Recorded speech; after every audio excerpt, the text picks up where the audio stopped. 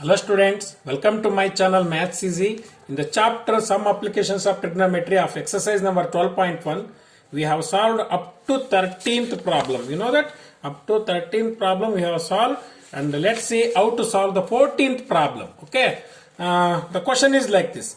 A 1.2 meter tall girl spots a balloon moving with a wind in a horizontal line at a height of 88.2 meter from the ground. The angle of elevation of the balloon from the eyes of the girl at any instant is 60 degree. After some time, the angle of elevation reduces to 30 degree. Find the distance traveled by the balloon during the interval. Okay, the imaginary figure is given. A girl is observing the two balloons. One angle of elevation is what? 30 degree. After that 60 degree. Okay, 30 degree ಇದೆ, ಇನ್ನೊಂದು 60 degree ಇದೆ. And also height of the balloon from the ground ಕೊಟ್ಟಿದ್ದಾರೆ 88.2 meter. At last what we are going to find out? Find the distance traveled by the balloon during the interval. Okay, ಹಾಗಿದ ಮೇಲೆ 30 degree ಇದ್ದು 60 degree ವರೆಗೆ ಬರೋವರೆಗೆ ಆ interval ಏನಿತ್ತಲ್ಲ, the distance like this distance you want, ಈ distance ಅನ್ನ find out ಮಾಡಿ ಅಂತ ಹೇಳಿದಾರೆ ಅವರು. Okay, let see how to solve this problem. An imaginary figure is already given. Imaginary figure ಅವರೇ ಕೊಟ್ಬಿಟ್ಟಿದ್ದಾರೆ. ನಾನು ಫಿಗರ್ ಬರೀತೀನಿ ಅದನ್ನ. Okay, this one is question number 14th. Okay, this is question number 14. This is one of the angle of elevation of one balloon. Okay, the angle of elevation of another balloon. The first one is 30 degree and the second one is 60 degree. 60 degree. And also the girl is standing here. This is the eyes of the girls. ಅವಳ ಕಣ್ಣಿನಿಂದ ನೋಡ್ತಾ ಇರುವಂತದ್ದು. This one is the height of the girl. Okay, and this one is the ground. Okay, this one is the ground. Okay, these are parallel lines. Okay, and this one is the ground. ಹಾಗಿದ್ದ ಮೇಲೆ can you name it? P, Q, R, S, T, U. Okay, I will write the one more horizontal line here. V, W. Okay, ಈಗ ಈ ರೀತಿ ಇದೆ ಅದು. What last you want R S, last ಇದು ಬೇಕು. ಈ interval 30 degree ಇರುವಂತ angle of elevation 60 degree ಬರೋದಕ್ಕೆ ಏನು ಇಂಟರ್ವಲ್ ಇದೆಯಲ್ಲ, ಇದನ್ನ ನೀವು ಫೈಂಡ್ ಔಟ್ ಮಾಡಬೇಕಾಗತ್ತೆ. Okay, and this one is the height of the girl. Height of the girl is 1.2 meter tall. 1.2 meter tall ಇದೆ. Okay, ಹಾಗಿದ್ದ ಮೇಲೆ okay, let's see how to solve this problem. Okay, ಹಾಗಿದ್ದ ಮೇಲೆ here this one is a rectangle, you know, this one is a rectangle, and what you can write, QSWU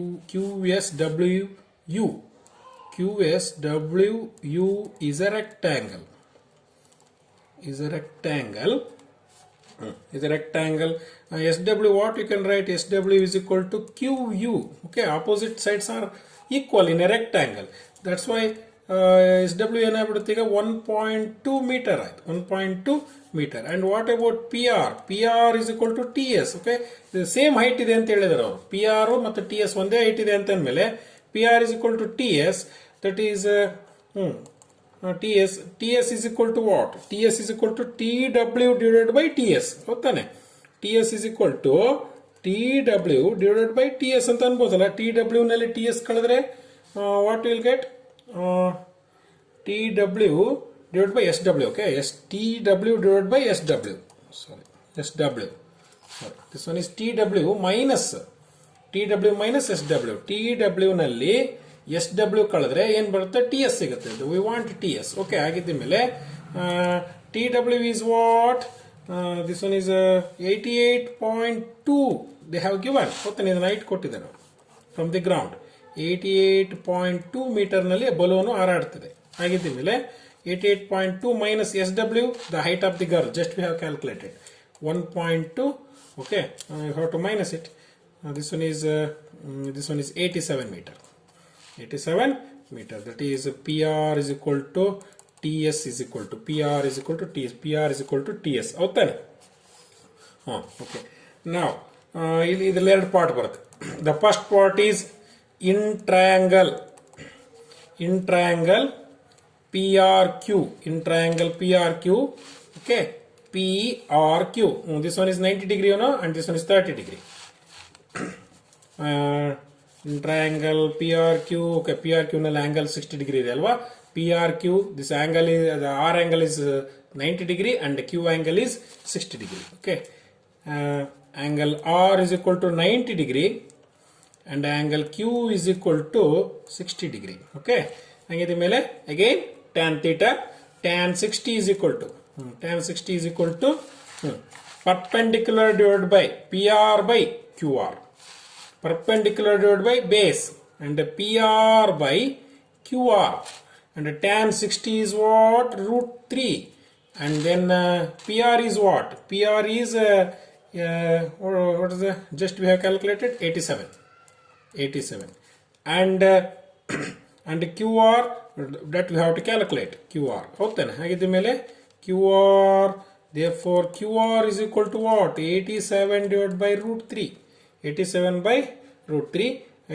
It can be written as 87 into, I will numerator ನಲ್ಲಿ root 3 ಬರೀತೀನಿ ಮತ್ತೆ denominator ಕೂಡ root 3 ಬರೀತೀನಿ. Okay what you will get 87 root 3 and if you multiply these two, what you will get? Root 3 whole square and 3 and get cancelled, and what's remaining here? 87 root 3 divided by 3. 3 ones are 3 twos are 6 and 3 nines are 29 root 3. QR is equal to what? 29 root 3 meter. QR ನಮಗೆ ಏನು ಸಿಕ್ತದೆ? ನಮಗೆ QR ಸಿಕ್ತದೆ ನಮಗೆ. ಹೌದಾ? Next, in the second part of the problem, in triangle, okay, second part of the triangle, in triangle TSQ, ಇಲ್ಲಿ ನೋಡಿ, ನಾವು ಇದರಲ್ಲಿ ಫಸ್ಟ್ ಪಾರ್ಟ್ PRQ ಮಾಡಿದ್ವಿ. ಈಗ next TSQ. ಹೌದಾನೆ? TSQ angle S is equal to 90 degree. ಹೌದಾನೆ? angle S is equal to what? 90 degree and angle Q is equal to 30 degree. ಹೌದಲ್ಲ? angle Q is equal to what? 30 degree. Again perpendicular divided by base. ಹೌದಾನೆ? tan 30 is equal to TS divided by QS. ಹೌದಲ್ಲ? perpendicular divided by base. ಹೌದಾನೆ? QS. ಹಾಗಿದ್ದ ಮೇಲೆ tan 30 is 1 by root 3. TS is what? 87. And also QS is what? You have to calculate. ಹೌದಾ? ಹಾಗಿದ್ದ ಮೇಲೆ QS ones are QS and 87 root 3. 87 root 3 meter.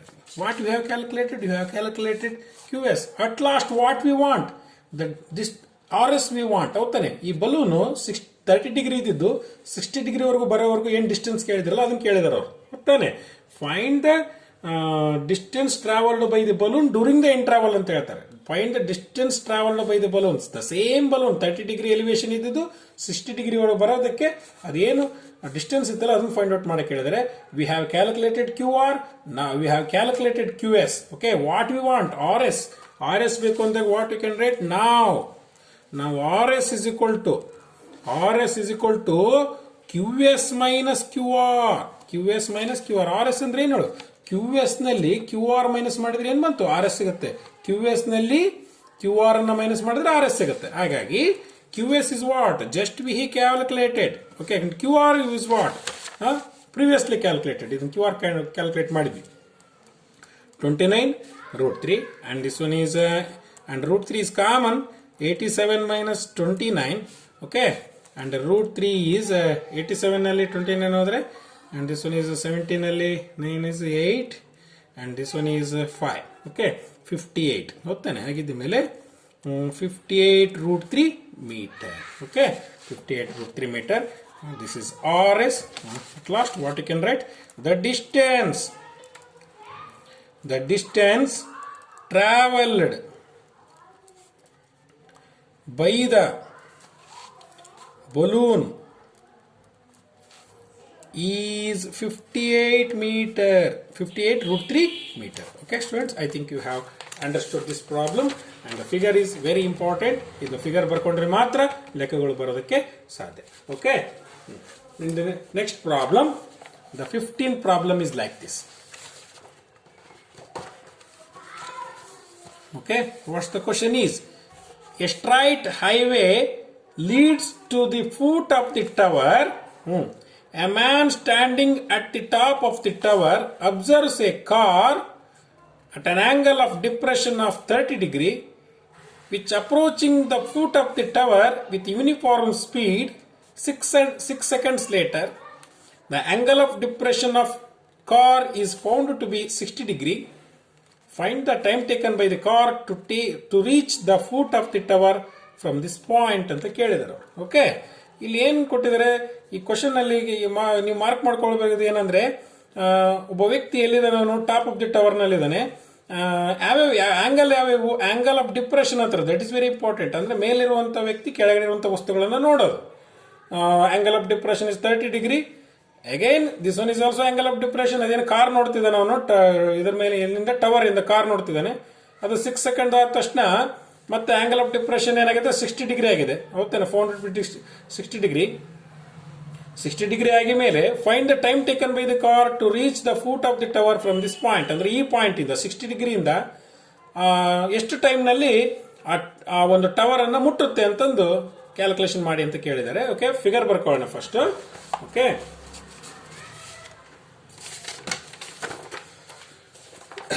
this is question number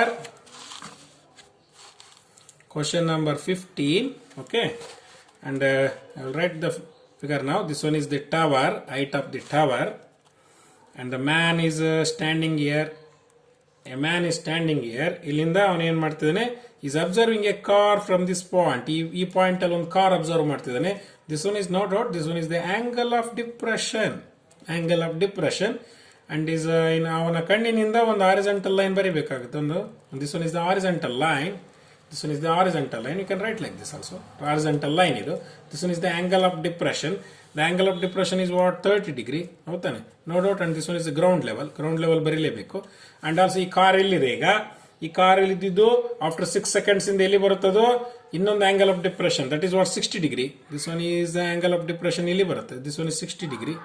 okay, this one is okay, you can write this 60 degree. ಹೌದಾನೆ, 60 degree ಆಗುತ್ತೆ. ಹಾಗಿದ್ದ ಮೇಲೆ ಈ car ಇಲ್ಲಿದ್ದು ಎಲ್ಲಿ ಬಂತು, ಈ ಪಾಯಿಂಟ್ ಬಂದಿದೆ. ಹೌದಾನೆ. And also this one is the height of the tower ಅಲ್ವಾ. This one is tower.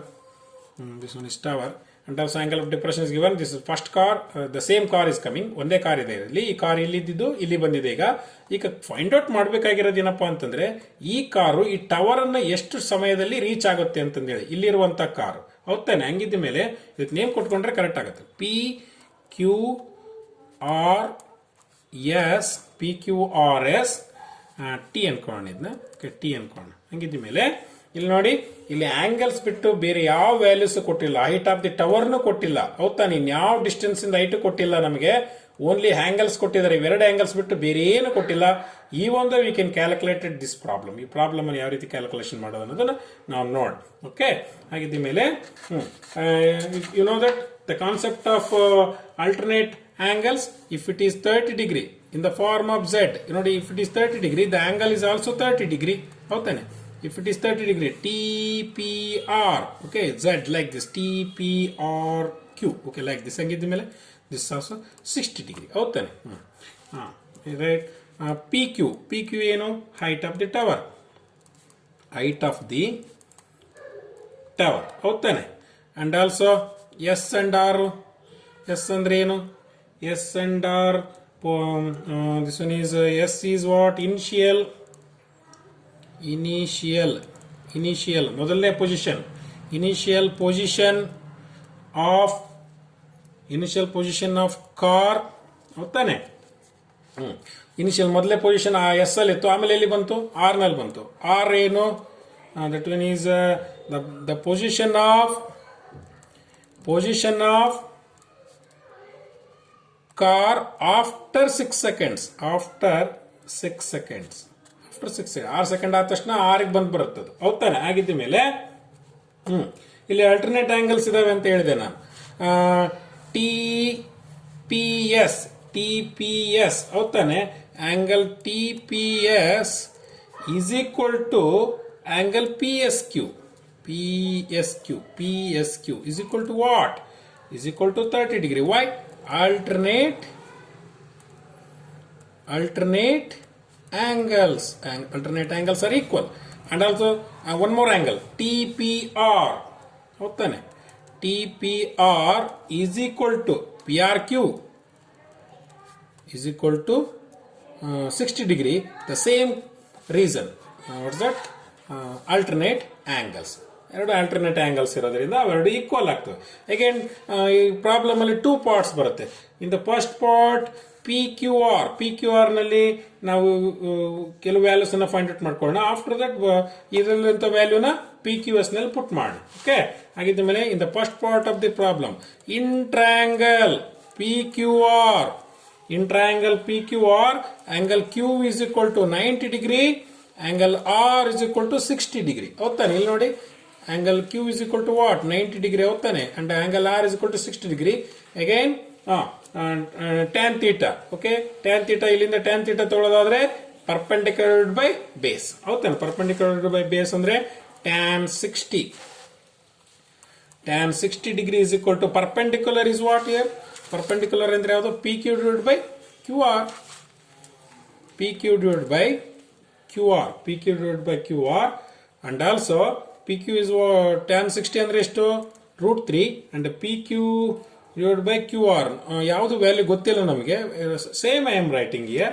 Therefore PQ is equal to what? PQ is equal to QR into √3. QR into √3 you can write like this. ಹೌದಾನೆ, cross multiply ಮಾಡಿದ್ರೆ ಇದನ್ನು ಬರಿಬಹುದು ನಾವು. ಹೌದಾನೆ. And second part of the problem in triangle PQS. ಹೌದಾನೆ, in triangle PQS. Okay, perpendicular by base. Perpendicular ಅಂದ್ರೆ PQ by QS. In triangle okay, angle Q is equal to 90 degree, angle S is equal to 30 degree. ಆಗಿದ್ದ ಮೇಲೆ tan 30 degree is equal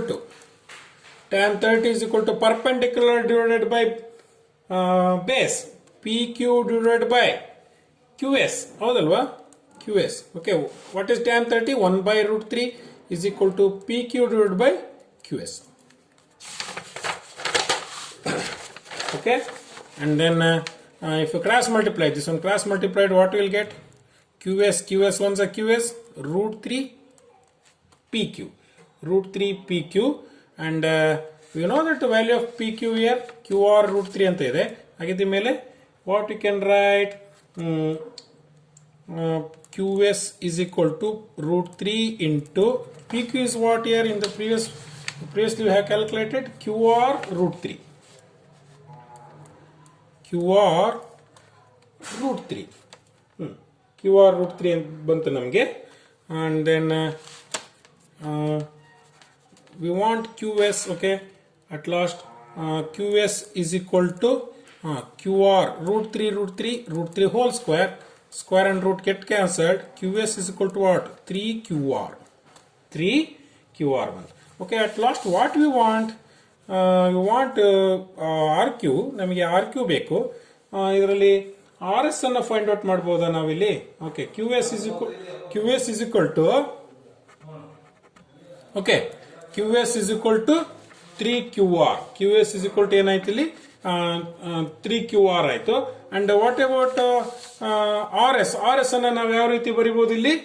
QS minus QR ಅಂತ ಬರಿಬಹುದಲ್ವಾ? And RS is equal to, but RS is equal to ಏನು ಬರಿಬಹುದು? QS minus QR. RS is equal to QS ಅಂದ್ರೆ ಏನು? 3QR. ಹೌದಾನೆ, ಇಲ್ಲಿದೆ ಅದು 3QR minus QR. I will write as it is. Okay, and this one is equal to RS is equal to 2QR. Okay, 2QR. ಹೌದಾನೆ, 3QR ನಲ್ಲಿ 1QR minus ಆದ್ರೆ ಎಷ್ಟಾಯ್ತು? 2QR ಆಯ್ತು. Okay, and want at last what you want? QR ನಮಗೆ ಬೇಕಾಗಿರೋದು D distance ಬೇಕು. ಇಲ್ಲಿರುವಂತ car ಈ tower ಅನ್ನು ಎಷ್ಟು ಸಮಯದಲ್ಲಿ ಮುಟ್ಟುತ್ತೆ ಅಂತೇಳಿ. ಹಾಗಿದ್ದ ಮೇಲೆ QR is equal to, therefore QR is equal to what? If you cross multiplied 1/2 into RS, 1/2 into RS, so then 2 comes in the denominator. If you cross multiplied, you will get 2QR ಬಂದ್ಬಿಡುತ್ತೆ, ಇಲ್ಲಿ ಮೇಲ್ಗಡೆ ಬಂದ್ಬಿಡುತ್ತೆ. ಹೌದಾನೆ? ಹಾಗಾಗಿ 1/2 into RS. ಹೌದಾನೆ? 1/2 into RS. QR is equal to 1/2 into RS ಅಂದ್ರೆ ಏನು? What is the value of RS? ಹೌದಾನೆ? Time taken ಇಲ್ಲಿ ಕೊಟ್ಟಿದ್ದಾರೆ, ಪ್ರಾಬ್ಲಮ್ ಅಲ್ಲಿ ಕೊಟ್ಟಿದ್ದಾರೆ. ಅವರು ಏನ್ ಹೇಳಿದ್ದಾರೆ ಅಂತಂದ್ರೆ ದ 6 seconds ಲೇಟರ್ ಅಂತ ಹೇಳ್ತಾರೆ ಅವ್ರು ಇಲ್ಲಿ. ಹೌದಾನೆ? ಇಲ್ಲಿ ಫಸ್ಟ್ 30 ಡಿಗ್ರಿ ಇದ್ದಿದ್ದು 30 ಡಿಗ್ರಿ ಇರುವಂತದ್ದು which approaching the foot of the tower with uniform speed 6 seconds later the angle of depression of the car is found to be 60 degree ಅಂತ ಹೇಳ್ತಾರೆ. The angle of depression of the car is found to be 60 degree. ಯಾವಾಗ 6 seconds later ಹಂಗಿದ್ದಾಗ ಈ RS ಇದೆಯಲ್ಲ, S ಅಲ್ಲಿ ಇದ್ದಿದ್ದು R ಹತ್ರ ಬರಬೇಕಾದಾಗ 6 second ತಗೊಳುತ್ತದೆ ಇಲ್ಲಿ ಬರಬೇಕಾದ್ರೆ 60 ಡಿಗ್ರಿ ಆಗ್ಬೇಕಂದಾಗ. ಹಂಗಿದ್ದಾಗ RS ವ್ಯಾಲ್ಯೂ ಎಷ್ಟು? 6 seconds. ಹಂಗಾಗಿ ನಾನು ಏನು ಮಾಡ್ತೀನಿ, RS ಹತ್ರ 6 ಹಾಕೊಳ್ತೀನಿ. 2 1s 2 3s QR is equal to 3 seconds. Okay, QR is equal to what? 3 seconds. QR is equal to 3 seconds ಅಂದ್ರೆ R ಇಂದ ಈ ಫೂಟ್ ಆಫ್ ದಿ ಟವರ್ ಗೆ ಬರಬೇಕಂದ್ರೆ ಕಾರು 3 seconds ಅನ್ನ ತೆಗೆದುಕೊಳ್ಳುತ್ತೆ. ಹಾಗಾಗಿ what you can write, the car takes 3 seconds to reach the foot of the tower from point R. Okay students, I think you have understood this problem. ಇಲ್ಲಿ ನೋಡಿ, ಯಾವುದೇ value ಕೊಟ್ಟಿರಲಿಲ್ಲ ಇದರಲ್ಲಿ, only ಒಂದು 6 seconds ಒಂದು time ಕೊಟ್ಟಿದ್ರು ಅವರು reach ಆಗೋದು car distance ಇಂದು, and also angle of depressions ಕೊಟ್ಟಿದ್ರು. ಹಾಗಾಗಿ we have calculated this problem on the basis of these values. Okay, in the next video we are going to calculate the last problem of this topic. Okay, thank you.